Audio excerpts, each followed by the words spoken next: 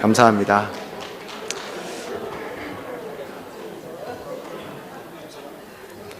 오늘 빌립보서 2장 12절에서 18절 말씀을 통하여서 구원 말씀의 능력이라는 제목을 가지고 함께 은혜를 나누겠습니다. 이제 한국의 기독교가 자리를 잡은 지 이제 130년을 이야기하고 있습니다. 이 130년이라고 하는 역사 가운데에서 점점 교회 안에 그리스도인들이 성숙을 그렇게 이야기하고 있는 것을 볼 수가 있습니다. 교회가 이제 개교회 중심적인 게 아니라 좀 더 사회에 관심을 갖고 지역에서 교회가 어떤 역할을 감당해야 될지 이걸 가지고 고민하게 되어지는 것을 볼 수가 있겠고, 점점 더 교회가 감당해야 할 일들이 보여지고 또 그렇게 감당하게 되어지는 것들을 볼 수가 있습니다. 제가 94년도에 호남신학대학교 입학을 했었는데, 지금도 그렇지만 신학교는 매년 봄, 가을로 신앙 사경회가 있습니다. 봄, 가을로 신앙 사경회가 있는데, 한 번은 서울에 유명한 S교회에 K 목사님께서 오셔가지고 사경회를 그렇게 진행을 했었어요. 근데 저는 일이 있어가지고 그때 사경회를 참석하지를 못했었는데, 이 사경회에 참석했던 그 선배님이 말씀이, 이 대형교회 목사님이 자신이 그 억대의 연봉을 받으신다라고 그렇게 말씀하시면서 우리 신학생들도 억대 연봉 받기를 원합니다 라고 그렇게 말씀하셨다라고 하는 그런 이야기를 합니다. 뭐 전후 맥락이 어떻게 됐는지는 잘 모르겠지만 그때서 저는 목회자들 중에서 억대 연봉 받으시는 분도 계시는구나 라고 하는 것을 그때 알았습니다. 또 그때쯤에 해가지고 이제 저희 학교가 산에 있기 때문에 이렇게 오르락 내리락 하면서 교회들의 현수막들이 이렇게 많이 붙여져 있는 것들을 이렇게 보게 됐는데, 한 번은 친구 전도사가 저에게 와가지고 물어보더라고요. 혹시 너 그 현수막 봤냐라고 이렇게 물어보더라고요. 오래전 얘기여라 가지고 뭐 제가 적어놓은 것도 아니고 얼핏 그때 그 기억이 나는데, 아마 특별 새벽기도회 현수막이었던 것으로 그게 추정이 됩니다. 근데 내용인즉슨 정확한 내용은 아니에요. 내용은 이런 내용이었습니다. 교회 11조 100만 원 하는 사람 100명을 위한 특별 새벽기도회, 이런 내용이었어요. 교회 11조 100만 원 하는 사람 100명을 위한 특별 새벽기도회라는 그런 제목을 가지고 아마 대충 이런 내용의 그런 현수막이 교회에 붙여 있었던 것을 그 친구가 이야기했던 그런 기억이 있습니다. 참 원색적인 내용이었죠. 다 그런 건 아니지만 그 당시에 교회에서는 그런 부흥성에, 또 그런 교회 안에서 그런 표어들을 어렵지 않게 볼 수 있습니다. 1000명을 주옵소서, 10,000명을 이루는 교회, 뭐 이런 표어들이 그렇게 있었던 것으로 기억이 납니다. 또 그 시절에 부흥성회 하면 아시죠? 마지막 날 부흥성회 결단하는 시간 해가지고 1000만 원 하실, 다 자리에서 일어나셔라고 그래가지고 1000만 원 하실 분들 앉으시라고 하든지 앞으로 나오라든지 해서 직접 강사님께서 기도해 주시는 그런 일도 있었고, 또 뭐 100만 원 하실 분들 자리에 앉으시고, 또 이렇게 10만 원 하다못해 10만 원 이렇게 자리에 앉으시라고 했던 그런 기억이 있습니다. 제가 고등학교 때 그렇게 하시더라고요, 부흥성회를. 그래서 부흥성회 마치고 나서 선배가 저에게 찾아와서 너는 얼마 때 앉았냐라고 그렇게 자기는 10만 원대 앉아가지고 너무 마음이 아팠다라는 그런 얘기를 했던 그런 기억이 있습니다. 뭐 지금은 이런 일이 없을 것 같아요. 근데 그러기도 하기도 할지는 잘 모르겠는데 어쨌든 이런 일은 없을 줄 압니다. 근데 이런 모습 그때는 심심치 않게 볼 수 있었습니다. 또 그렇게 그게 헌신 줄 알고 우리가 신앙생활 했던 그런 시절도 있었습니다. 참 시대가 많이 바뀌었습니다. 우리 교회 2019년 표어가 총의 표이기도 합니다. 영적 부흥으로 민족의 동반자 되게 하소서.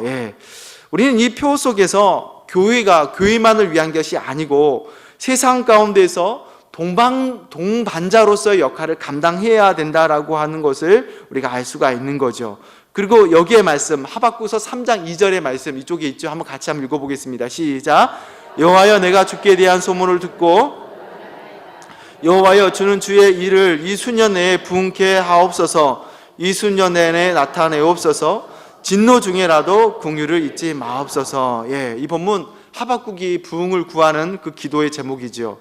우리가 이 말씀하면 생각나는 찬양이 있습니다. 이 찬양, 부흥이라고 하는 찬양인데요, 이 찬양이 2000년 들어가기 약 직전에 1997년, 8년쯤에 아마 이 찬양이 작곡이 된 걸로 그렇게 기억을 하는데, 그때 한국교회가 이 찬양 참으로 많이 불렀습니다. 부흥 이렇게 참으로 많이 불렀었는데, 그렇게 교회가 한참 수가 많아지고 교인 수도 많아졌다가 IMF 1997년 전후로 해가지고 교회가 정체기여서 쇠락기로 그렇게 가게 되었던 것들을 보면서 다시 교회가 부흥을 꿈꾸면서 교회마다 이 부흥의 찬양을 참으로 순교자의 마음으로 불렀던 그런 역사, 기억이 있습니다.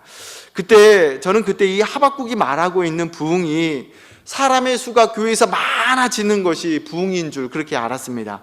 하박국이 이 제목으로 사람의 수가 많아져서 부흥을 이루는 그런 제목을 가지고 그렇게 기도했는 줄 알았습니다. 근데 그게 아니었던 것이죠. 시간을 지나면서 그렇게 이게 하박국이 말했던 부흥이 아니었구나라고 하는 것을 알았습니다. 참 그렇게 시간이 많이 지나가면서 교회 분위기가 많이 바뀌었습니다. 그때는 양적인 성장을 요구했던 그런 시대였지만 지금은 질적인 성장인 거죠. 교회의 건강한 교회, 건강한 교회를 이루는 것이 주 분위기인 것을 우리가 볼 수가 있습니다. 그래서 지금은 말씀을 더 폭넓게 연구를 하고 해석을 하고 또 성경도 원어를 이렇게 봐가면서 이 말씀의 의미가 무엇인지 좀 더 깊게 연구하고 말씀을 알아가고 있는 시대를 저와 여러분이 살고 있습니다. 교회의 부흥은 수가 아니라 하나님의 마음을 더 깊게 알아가는 것이 부흥이라는 거죠. 주님의 그 마음이 우리들 마음을 전적으로 주장하게 하는 것이 진정한 부흥이 되어주는 줄로 압니다. 예수 그리스도께서 저와 여러분의 마음을 온전히 운행하는 것이 진정한 부흥이 되는 줄로 믿습니다. 우리 그리스도인들은 예수 그리스도로 말미암아서 더 성숙하고 더 깊어지는 그 은혜가 있어야 할 줄로 믿습니다. 주님께서 말씀하신 그대로 세상 가운데에서 소금되고 빛 되어지는 그 사명을 감당하는 그 귀한 영성이 저와 여러분 가운데 깊이 자리 잡아야 하겠습니다. 오늘 사도 바울이 빌립보 교회를 향하여서 구원에 대한 부분을 좀 더 깊게 다루고 있는데, 먼저 구원받음에 대해서 우리가 한번 정리할 필요가 있다라는 생각을 해보았어요.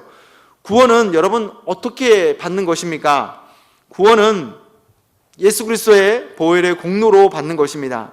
그래서 제가 이 세가족 교육 교재를 이렇게 찾아보니까 구원에 대해서 이렇게 정의하고 있습니다. 자신의 힘이라 능력으로 해결할 수 없는 문제로부터 해결받는 것이 구원이다. 인간의 죄의 문제로 죽음을 피할 수가 없게 되는 데에 죄 때문에 오는 죽음의 문제를 해결받는 사건을 구원이다 라고 그렇게 정의하고 있습니다. 구원에 대해서 결코 우리의 공로, 우리의 힘이 작용하지 않습니다. 오직 예수 그리스도의 전적인 주권만이 역사하고 운행한다라고 그렇게 고백할 수가 있는 거죠. 그렇다면 구원받은 이후에 천국은 확실하게 가는 거니까 그냥 우리 이 땅에 살면서 아무렇게나 내 마음대로 살아도 되느냐라고 하는 그런 질문을 할 필요가 있습니다. 한번 구원받은 백성은 절대로 지옥의 심판을 받지 않습니까? 박옥수 계열 구원파들은 절대로 지옥의 심판을 받지 않는다라고 그렇게 이야기를 합니다. 자기가 구원받는 날 그리고 구원받은 시간을 정확하게 알고 있다라고 고백하게 되어지면 이제는 다시는 정죄함이 없다라고 그렇게 여깁니다. 그래서 신앙생활 하는데도 자유한다는 거죠. 예배를 드리고 싶으면 드려도 되고 안 드려도 된다라고 그렇게 얘기하고, 같은 잘못을 다시 짓는다라고 해도 결코 심판을 받지 않는다라고 그렇게 말하고 있습니다. 근데 과연 그럴 거냐 그러냐라고 하는 것을 우리가 다시 한번 질문할 필요가 있지요. 우리는 구원에 대해서 큰 전제를 하나 둬야 할 필요가 있습니다. 구원의 주권은 인간에게 있지 않다라고 하는 거예요. 구원의 능력은 인간에게 있지 않고 하나님께 있다라는 겁니다. 하나님께서 그의 백성을 구원하시는 겁니다. 그래서 엄밀하게 내가 구원받았다라고 해서 반드시 구원받는 거 아닌 거지요. 사람이 내가 구원받았다고 하는데 누가 뭐라고 하느냐라고 한다면은 구원의 주권이 나에게 있는 것이지 하나님에게 있는 것이 아닌 거죠. 여러분, 예를 들어서 신천지 교도로 얘기를 한번 해보겠습니다. 신천지 교도들은 14만 4천 명의 대열이 들어가기 위해서 대단히 노력들을 합니다. 제가 그 자료들을 쭉 찾아보니까 신천지가 1980년대부터서 그 전부터 활동을 했겠죠. 이분들이 처음에 주장하기를 1980년대부터서 1987년까지 자기들은 14만 4천 명이 될 거다라고 그렇게 여겼습니다. 그래서 14만 4천 명이 1987년이 되면 14만 4천 명이 딱 되어서 영적인 변화가 일어나게 되어서 우리가 다 변화되어서 천국 백성의 신천지가 이 땅에 이루어지게 될 것이다 라고 그렇게 여겼습니다. 그런데 1987년이 거의 다 되어가도 600명 정도밖에 되지 않았다라고 하는 거예요. 그래서 1987년도가 지나고 나서 아무런 변화가 없으니까 다 떠나버리고 40명만 남았다라고 그렇게 보고서에 보니까 그렇게 나와져 있어요. 그러자 이제 또 말을 바꾼 거죠. 1차인 거고 2차가 있다. 4년 뒤에 또 종말이 있을 것이다 라고 그렇게 말을 바꿨다라고 합니다. 처음 신천지 교도들은요 14만 4천 명이 넘지 않았었을 때는 14만 4천 명을 이루기 위해서 굉장히 무단히도 그렇게 노력을 했었습니다. 근데 여러분 지금 어떻습니까? 집계로는 22만이 됐다라고 그렇게 얘기를 해요. 그러니까 14만 4천 명이 넘어버리니까 이 사람은 또 말을 바꾸는데 뭐라고 바꾸냐고 하냐면 말씀에 임받은 14만 4천 명이 되어야 된다라고 그렇게 말을 바꾸고 있는 것을 볼 수가 있어요. 또 신천지인들은 교주 이만희가 절대 죽지 않을 것이다 라고 그렇게 얘기를 합니다. 그래서 어떤 신천지인은 만약 죽으면 내가 당신에게 50억을 주겠습니다 그렇게 얘기하는 사람도 있더라고요.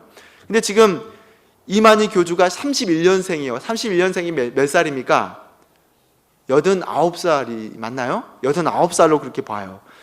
치매도 굉장히 심해졌고 고동도 불편해져서 휠체어를 타고 다니는 것을 이렇게 보게 됩니다. 아마 머지않아서 생을 다해서 죽게 될 것인데, 그러다가 죽게 되어지면 신천지들은 분명 또 말을 이렇게 저렇게 바꾸게 될 것으로 우리가 예측이 되어집니다. 아무튼 간에 여러분, 이 신천지인들의 믿음의 확신은요 감히 장로교인들이 따라가지 못합니다. 장로교인과 믿음과 비교했었을 때 절대 신천지인들은 믿음을 따라가지 못할 줄로 압니다. 제가 사진 한 장 보여드릴게요. 이 사진, 이만희와 신천지 12명의 제자들 잘 보십시오. 이게 어디 패러디냐면 한번 다음 장 넘겨주십시오.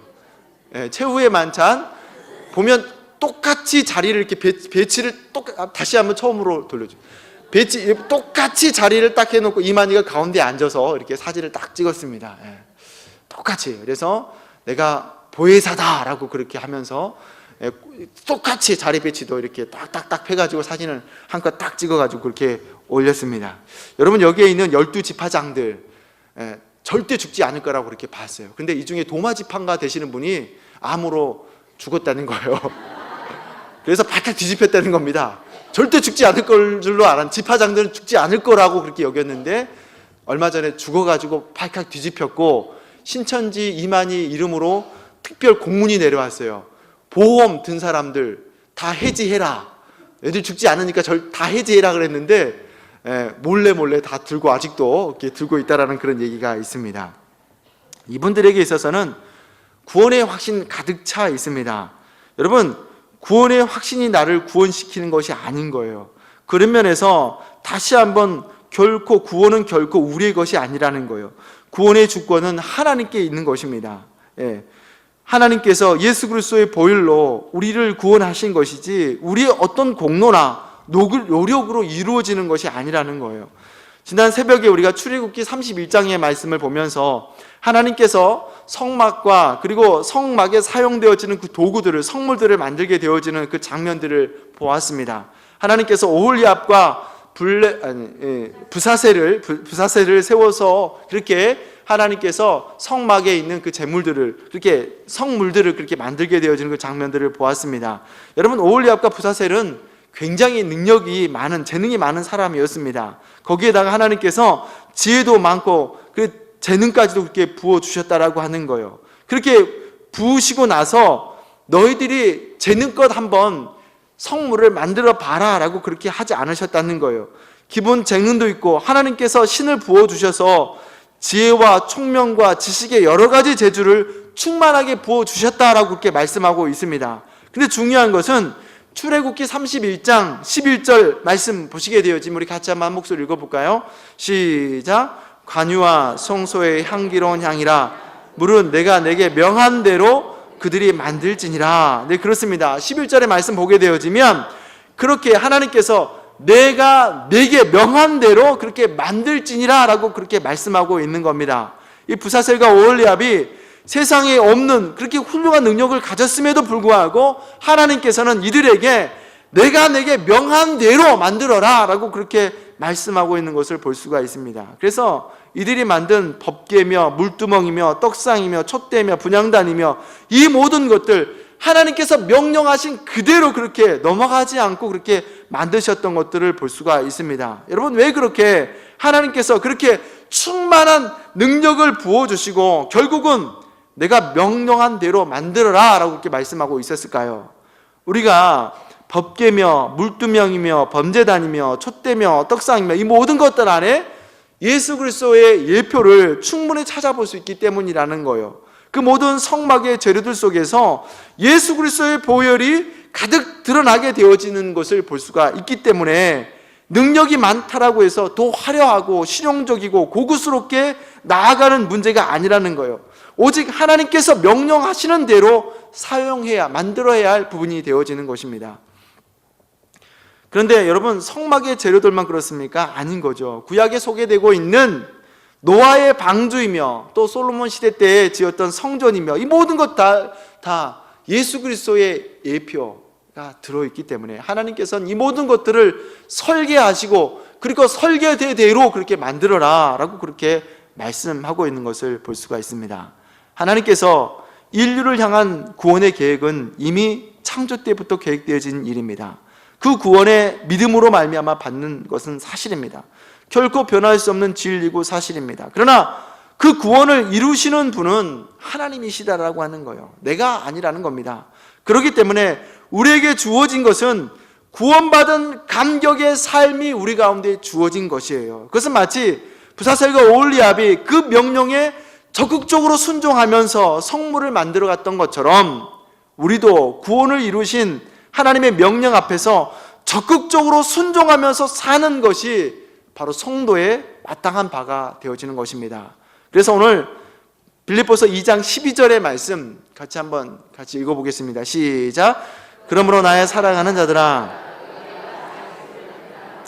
더욱 지금 나 없을 때에도 항상 복종하여 두렵고 떨림으로 너희 구원을 이루라. 그렇습니다. 빌립보서에서 너희 구원을 이루라 라고 그렇게 권면하고 있는 것을 볼 수가 있어요. 사도 바울이 너희 구원을 이루라 라고 그렇게 말씀하고 있습니다. 이 구원을 이룬다라고 하는 것이 완료형이 아니에요. 미래 완료형인 것을 볼 수가 있습니다. 그러면 하나님께서 왜 사도 바울은 이 미완료형 너희 구원을 이루라 라고 하는 그런 말씀을 하고 있습니까? 우리 이미 구원 받았는데 사도 바울은 구원을 이루라 라고 그렇게 말씀하고 있는 거예요. 그래서 우리가 구원에 대해서 세 가지의 측면을 봐야 되는 겁니다. 구원은 우리가 세 가지 시대로 생각해 볼 수가 있어요. 과거 완료, 현재 진행형, 또 미래 완료형을 우리가 이야기할 수가 있습니다. 그래서 나는 구원 받았습니다 라는 그 표현, 틀린 표현이 아닙니다. 나는 구원 받고 있습니다, 나는 구원 받고 있습니다 라고 하는 표현도 틀린 표현이 아닌 거예요. 그리고 나는 구원 받을 것입니다 라고 하는 그 표현도 틀린 표현이 아닙니다. 먼저 과거 완료형은 칭의라고 그렇게 표현을 합니다. 이 칭의는 오로지 하나님께서 전적인 주관하심이라는 거예요. 이 칭의는 우리의 노력이 전혀 들어가지 않는 것이 바로 칭의인 것입니다. 예수 그리스도께서 2000년에 십자가에 죽으시고 그 구원을 이루심이 바로 칭의인 거죠. 그래서 에베소서 2장 8절에서 9절의 말씀이 칭의의 말씀인데 우리 같이 한번 한 목소리 읽을까요? 시작. 너희가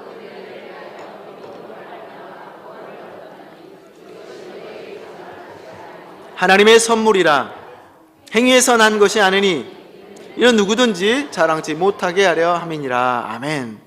사도 바울은 구원에 대해서 행위에서 난 것이 아니다라고 그렇게 말씀하고 있습니다. 이것은 마치 이스라엘 백성들이 출애굽하면서 어떤 자신들의 노력과 어떤 자신들의 그런 공로로 인해서 출애굽한 것이 아니라 오직 전적인 하나님의 계획 아래서 이스라엘 백성들 출애굽에서 이루어진 것처럼 완전한 하나님의 계획을 이야기할 수가 있는 거죠. 그리고 그 다음에 되어지는 현재 진행형은 성화라고 그렇게 이야기할 수 있습니다. 성화는 구원받은 사람이 구원에 대해서 가볍게 여기지 않고 하나님의 은혜에 응답하는 삶을 사는 것이 바로 성화의 삶인 거지요.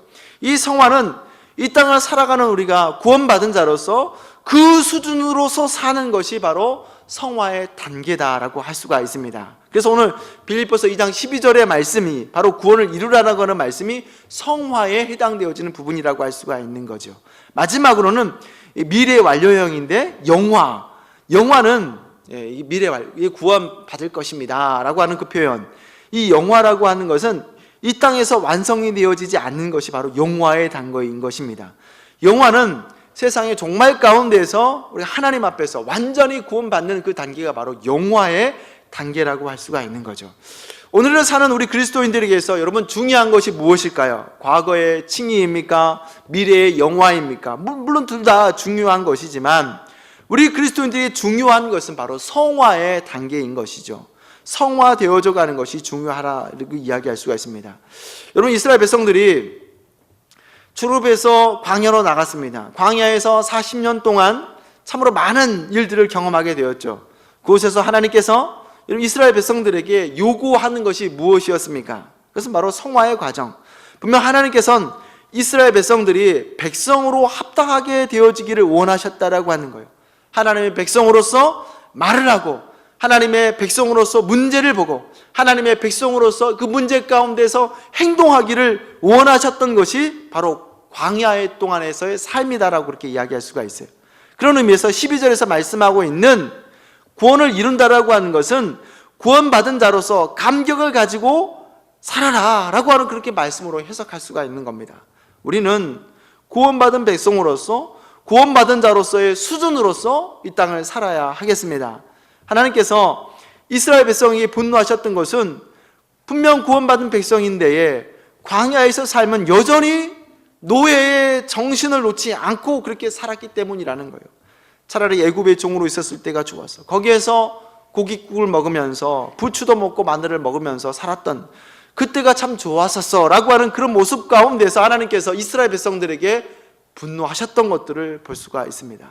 그래서 오늘 14절에서도 15절에서도 그리스도인들이 구원의 날을 기다리는 사람으로서 어떻게 살아라라고 하는 것을 권면하고 있는데, 우리 14절에서 15절의 말씀을 같이 한번 읽어보겠습니다. 시작.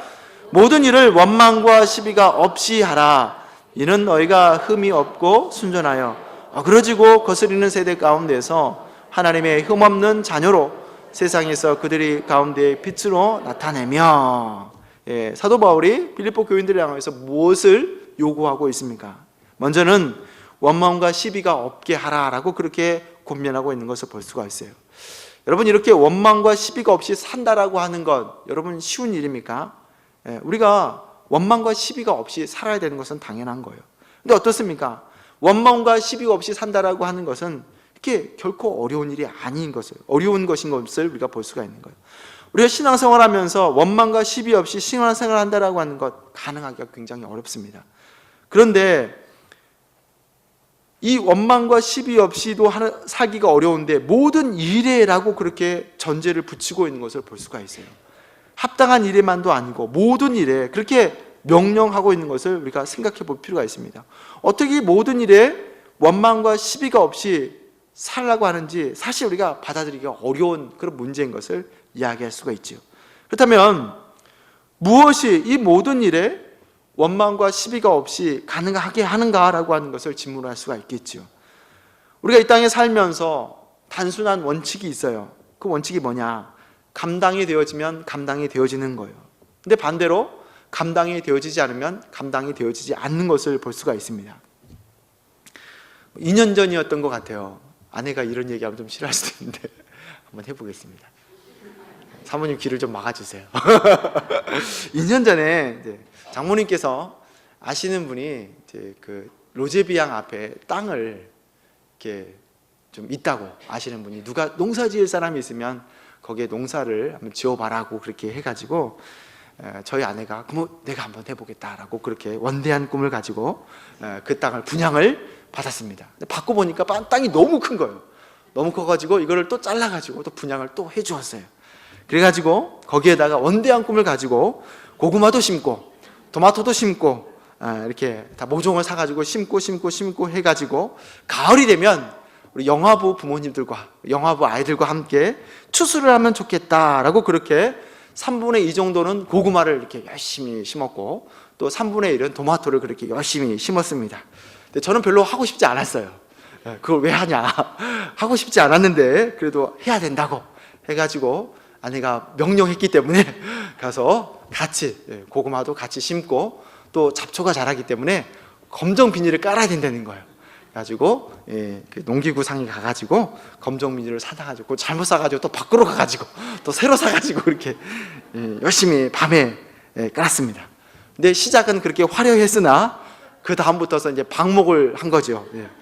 심어놓고 너희들이 알아서 자라라 라고 그렇게 전혀 이렇게 신경을 쓰지 않았습니다. 다른 데는 비가 안 오니까 비 온다고 그 옆에도 이렇게 밭이 많았었거든요. 밤에 나가지고 물도 주고 또 잡초가 나면 잡초도 이렇게 뽑아 주었는데 우리는 그냥 내버려 뒀습니다. 그냥 내버려 뒀. 알아서 자라겠지 라고. 그래도 지나 보니까 죄책감이 생긴 거예요. 아, 저거 해야 되는데, 뽑아야 되는데 어떻게 해야 되는가 고민하다가 이렇게 쭉 넓어보니까 잡초가 허리만큼 자란 거예요. 잡초가 고구마는 자라는 고구마는 안 보이고 잡초만 그렇게 무성하게 그렇게 자랐습니다. 그럼에도 불구하고 우리는 끝까지 인내했습니다. 그냥 가지 말자. 그래서 해다가 너무 부끄러워서 가지 못하고 그렇게 농사는 아무나 짓는 게 아니구나 라고 연신하면서 가을을 맞이하게 되었습니다. 근데 중요한 것은 그럼에도 불구하고 고구마가 있다라고 하는 소문이 그렇게 다른 사람을 통해서 전해 들었습니다. 그래도 우리가 가지 않았습니다. 알고 보니까 다른 사람들이 다 그걸 다 캐나가 버렸다라고 하는 거예요. 그래서 그 사실만, 다른 사람들이 있는 고구마도 다 캐가지고 가버렸다라고 하는 사실만 전에 들었던 전설과 같은 그런 이야기가 있습니다. 여러분, 옛날에 화전민이라고 하는 그런 사람들이 있었어요. 사람이 밀리고 밀리다가 산속에 들어가서 농사를 짓고 사는 사람을 화전민이라고 그렇게 했습니다. 아무것도 없이 외지상간이라고 해도 나무를 뽑고 자갈을 건져내고 땅을 개간해서 씨를 뿌려서 열매를 수확해서 사는 사람이 화전민이라는 거예요. 아무리 척박한 땅이라고 해도, 그것이 심지어는 바다라고 해도 간척지로 개발해서 농사를 지는 사람들이 있었어요. 그것이 산이 되든지 바다가 되든지 감당이 되어지니까 감당해서 사는 것을 우리가 보게 되어지는 거예요. 그런데 농사만 그런 것이 아니라는 거죠. 우리의 감정도 마찬가지라는 겁니다. 감당이 되어지면 감당할 수가 있는 거예요. 감당이 안 되기 때문에 원망하고 시비하게 되어지는 거예요. 그러면 어떻게 이런 원망하고 시비하지 않을 수가 있는 삶을 살 수가 있겠습니까? 16절의 말씀 시작에 보게 되어지면 생명의 말씀을 밝혀라고 그렇게 말씀하고 있습니다. 그렇습니다. 어떤 일이든지 원망과 시비가 없게 하는 것은 생명의 말씀을 밝혀서 받을 수가 있는 거예요. 생명의 말씀을 밝혀 분명하고 단호하게 그렇게 빌립보 성도들을 향하여서 권면하고 있는 말씀이라고 하는 것을 볼 수가 있습니다. 그렇습니다. 성경은 변칙이 없는 거예요. 단순한 겁니다. 그 말씀이 그 말씀이라는 거예요. 신천지들은 평생에 한 번 듣도 보도 못한 그런 말씀을 가르쳐 주겠다라고 하는데, 성경은 그렇게 듣도 보도 못한 말씀을 받으면 그건 잘못된 것입니다. 듣던 말씀이 사라지도록 받는 것이 바로 하나님의 말씀인 거예요. 끊임없이 듣고 또 듣고 들어서 삶 속에서 나올 수 있도록 하는 것이, 그렇게 받는 것이 바로 하나님의 말씀인 것입니다. 여기서 16절에 말씀하고 있는 생명의 말씀을 밝혀라고 하는 그 말씀은 두 가지 의미를 가지고 있어요. 원어에서는 단단히 붙들다라고 하는 그런 말씀인 거고, 또 제시하다라고 하는 의미를 가지고 있습니다. 우린 다름이 아니라 말씀을 단단히 붙들어야 한다라고 하는 거예요. 도무지 이해할 수 없는 사람, 도무지 용납할 수 없는 그런 상황들, 그 모든 상황들을 잘 극복했던 사람들을 우리는 성경에서 충분히 발견할 수가 있습니다. 그렇게 살았던 사람들이 성경에서는 무수히도 많이 그렇게 소개되고 있는 것을 볼 수가 있어요. 우리가 살면서 참으로 많은 기막힌 그런 상황들에 처하기도 합니다. 근데 여러분, 아무리 기가 막힌 상황이다 하더라도 형님들에게 팔린 요셉만큼이나 기가 막힌 상황이겠습니까? 우리가 아무리 어처구니가 없어도 모리아 산으로 하나뿐인 그 자식을 죽이러 가는 아브라함만큼 여러분 어처구니 없는 그런 상황이겠습니까? 우리가 아무리 억울하다 해도 온갖 수치를 당하고 고난을 당하신 예수님만큼 우리가 억울하고 어처구니가 없겠습니까? 우리가 끊임없이 말씀을 깊게 경험하게 되어지면 누구든지 이해되지 않는 사람이 없고, 누구든지 수용하지 못할 사람이 없게 되어지는 거예요. 그렇습니다. 사도 바울은 말씀이 자신을 살게 하는 그런 이유가 있었습니다. 말씀을 붙들을 때 분명 그 모든 일에 원망과 시비가 없게 하는 길이라고 하는 것을 사도 바울이 삶 가운데서 확신하게 되었습니다. 여러분, 세상은 상대성 원리가 지배를 합니다.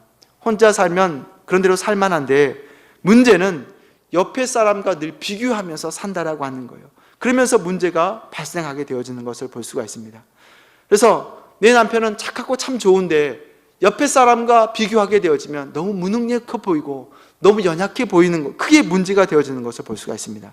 그래서 우리 그리스도인들은 우리의 기준은 세상에 있어서는 안 되는 거예요. 우리의 기준은 말씀이 있어야 되는 것입니다. 말씀이 기준이 되는 사람은 어떤 상황과 환경 가운데서도 원망과 시비가 없게 되어지는 줄로 믿습니다. 구원받은 백성이 되시는 중앙교회 믿음의 동역자들이여, 말씀의 기준이 되어서 주님 오시기까지 끝까지 붙들면서 사실 수 있는 저와 여러분 되시기를 주님의 이름으로 축원합니다. 기도하겠습니다. 좋으신 아버지 하나님, 우리 이 땅에 살면서 우리에게 구원의 은혜가 있음을 이 시간 고백하게 되어집니다. 구원받은 그 감격이 우리 안에 떠나가지 않게